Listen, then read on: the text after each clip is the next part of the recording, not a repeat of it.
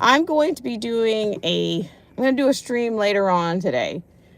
Earlier, I attempted, to do an actual stream with some software, and I'm not sure that don't think the reach was where it needed to go. So we will revisit that stream, but I guess I'll go ahead and tell you what that particular stream was. It was just a test, but I thought we could always have an informative testing, whether we're dealing with software or whatever we're dealing with. We can always do that. So once again, I hope you guys are having a great Saturday. It is Saturday, November 8th, and it's quite sunny out, which is never a bad thing. So if you can get out, enjoy yourself, do so. But I'm just coming back with what I was trying to discuss on the previous stream with the software. So this will be a recap for anybody that was able to tune in. But I'll get into some more details later on specifics. But let's just go ahead, okay? So say for instance, in that particular stream that I was doing earlier, in which I wasn't sure what was going on, I was discussing that you have a representative out, he's a Republican senator, okay? He was doing an interview. His last name is Burchett, Republican Senator Burchett. Okay, so Burchett, this was an interview that was presented by The Hill, okay? And this was Friday night around 10:30-ish. So according to Burchett, this Republican senator, he's saying that he's basically manifesting that this shutdown he says it's going to go beyond the Thanksgiving holidays. So is that news? No, it's not.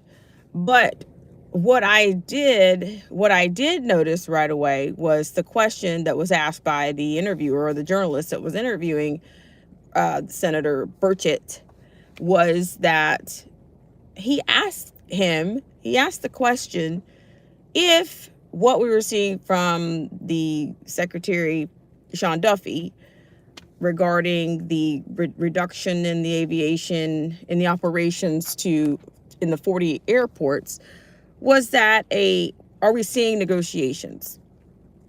And so quickly he very much pivoted. He says, "Oh well, I don't know if we were seeing negotiations or not." But so to me, that's where the meat of it was. But so you went from that to very little substance. So of course, Mr. Duffy is saying his concern is safety. Okay, safety above everything else. I'll get into some details on that later. But I'm just saying that these nothing burger interviews that they do, they're just going to keep doing it.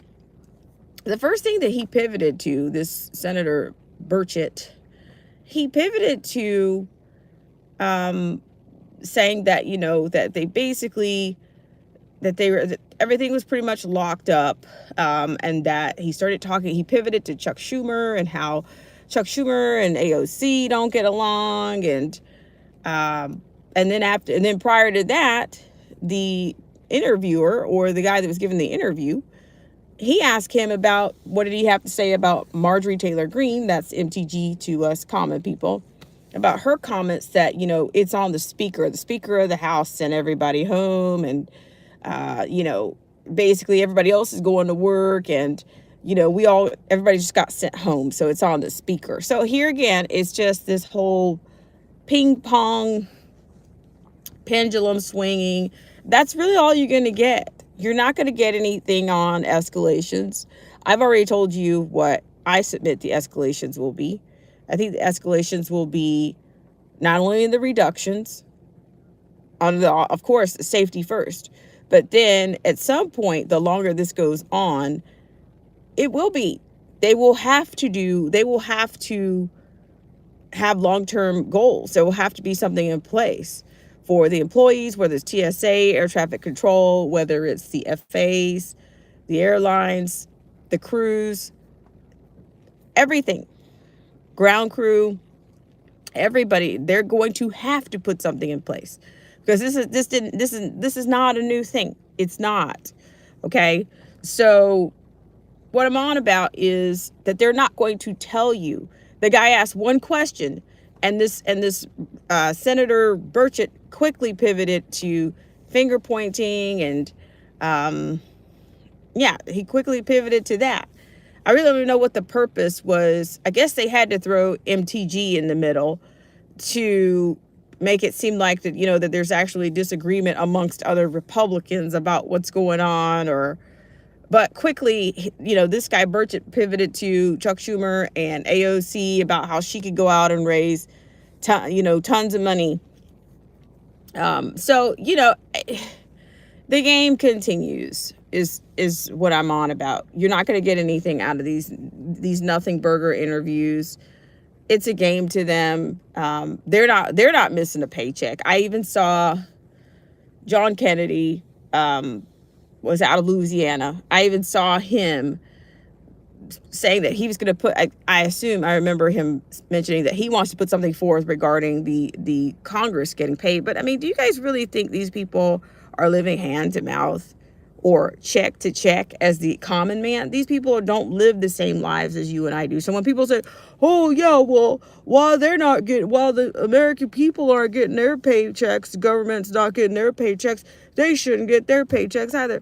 They're already set.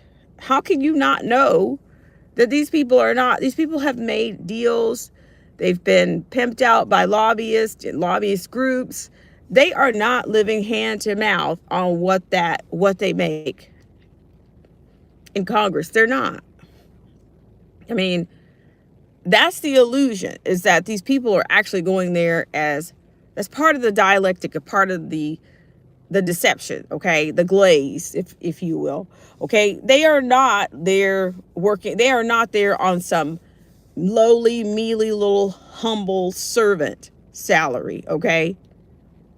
They are in place so that they can enrich themselves, and the shit poor common man can keep going out here.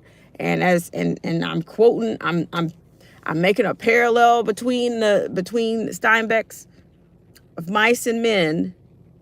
They're not living off the fat of the land like of Mice and Men. They're actually living off of the fat that you and I create. They're living off the comforts that you and I, the taxpayers, established for them. They're not out here living paycheck to paycheck. They're not. Okay? When you think about it, I think many of these senators and congressmen, congresspeople, I think many of these people own at least 2 homes, because a lot of times their work takes them away from the constituents area in which they were elected, and then they have a place in DC. So to me, all of that should kill all of that noise. Okay, but I just don't think the average American knows. I mean, a lot of people they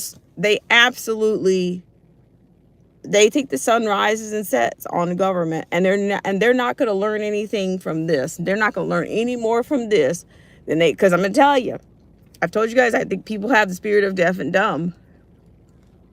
If they didn't learn anything in 2019, 2020, they're not learning anything right now. You got people out here crying and begging for the government. I'm not talking about SNAP. So let's be clear on that. Let's be very clear. I'm not referring to SNAP. I'm talking about, you've got people that thinks that the government that's their lifeline. They think it is. It has to be in existence. They have to be ruled over. They have to. They cannot live without these people. They cannot live without a group of people lording over them, or a group of people acting on behalf of them or representing them. I told you guys, even that I think is an illusion. It's a lie. You can't represent anybody. You can barely represent anybody on paper, because when you see them in person, it's a real person. We can't be represented. We can't be represented on paper. We really can't be represented digitally.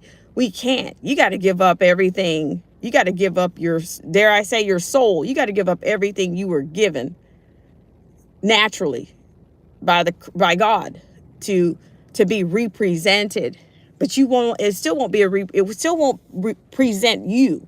It'll be more of something else, because I'm telling you, it's one of the most dangerous things that I think people that can happen to a person, and even as a kid, even as kids, for a person to tell you who you are.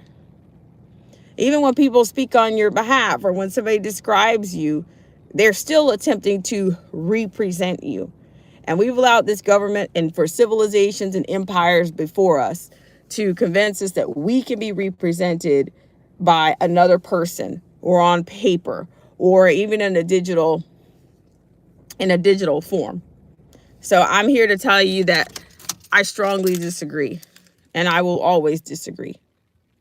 I said this before, this channel, I started out with I already had a left, I guess you could say, which that was very limited view of my lens, but then I gained more on the right, or the quote conservative lens. So I was able to see out of both of them, and both of them, you're going to go blind because you're not working with any truth. You're working with illusions. You're working with tricksters.